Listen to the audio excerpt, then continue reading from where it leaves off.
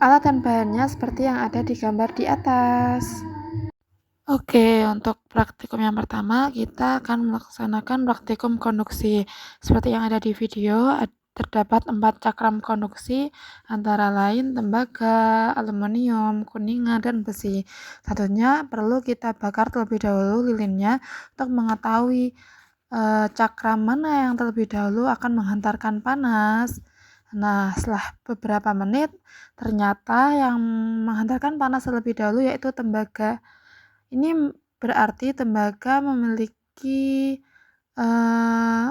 penghantar panas yang paling bagus. Nah, selanjutnya yaitu yang kedua aluminium, ketiga kuningan seperti yang ada di gambar, kuningannya sudah mau lepas, dan yang terakhir yaitu besi. Maka dari itu besi bisa diartikan menjadi penghantar panas yang paling terakhir.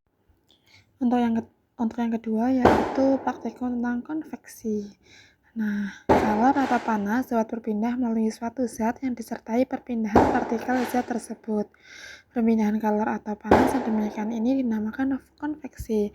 Seperti yang ada di video, tersebut sudah ada medianya, sebuah kardus yang di atasnya terdapat 2 corong dan terdapat 1 lilin yang dilapisi dengan mika. Setelah itu, kita mencoba untuk membuat asapnya terlebih dahulu dari kertas.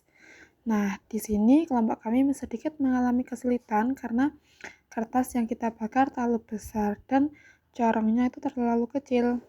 Sehingga kita mencoba lagi di kertas yang lain yang ukurannya lebih kecil. Nah, ini nanti kalau sudah berhasil dinyalakan, asapnya itu nanti akan dimasukkan ke dalam cerobong asap yang ada. Dimasukkan lebih tepatnya di cerobong asap yang di bawahnya tidak terdapat lilinnya. Nah, setelah itu sudah masuk, apinya kita matikan, kita hanya memerlukan asapnya saja. Selanjutnya, setelah itu, kita juga memerlukan untuk menyalakan lilin yang ada di bagian bawah cerobong asap yang satunya. Setelah itu kita lihat apa yang terjadi. Kita amati terlebih dahulu. Oke. Nah, yang terjadi yaitu udara panas dalam kotak. Nah, dalam kotak itu yang terdapat udara panas itu naik ke atas lewat cerobong 1. Lewatnya ke bagian cerobong yang tidak ada asapnya tadi, yang tidak dimasuki kertas. Digantikan dengan udara dingin. Di cerobong 1, asap dari atas, bukti bahwa terjadi peristiwa konveksi di udara. Nah, lebih tepatnya seperti itu. Untuk percobaan yang ketiga yaitu konveksi dalam air. Nah, seperti yang ada di video tersebut sudah ada bahan dan alat yang diperlukan. Ada bejana kaca, sabuk gergaji, tripod, pengaduk. Nah, itu kita tuang airnya, nggak perlu semua, cukup setengahnya saja.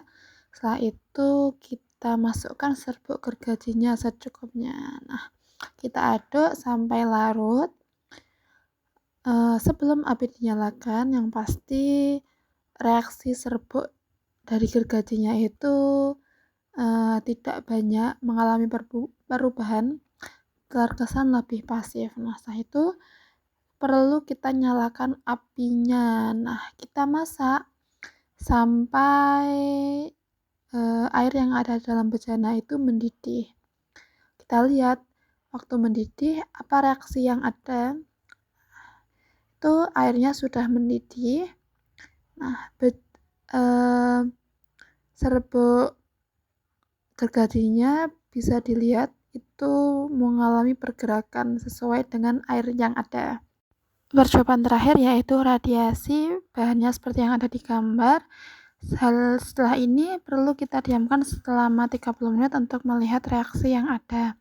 Nah, ternyata setelah 30 menit airnya itu mengalami perpindahan ke bola yang warna hitam karena dapat menyerap panas lebih tinggi. Sekian.